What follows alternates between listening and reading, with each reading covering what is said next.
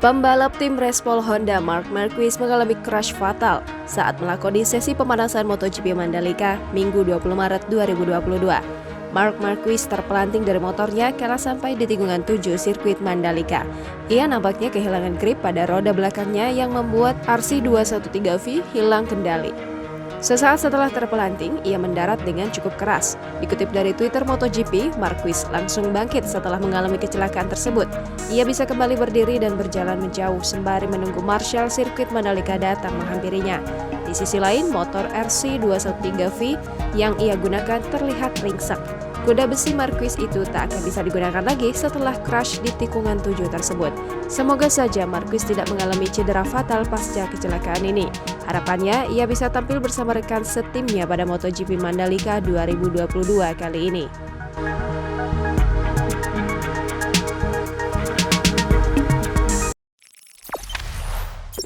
Jangan lupa subscribe, share, komen, dan like ya!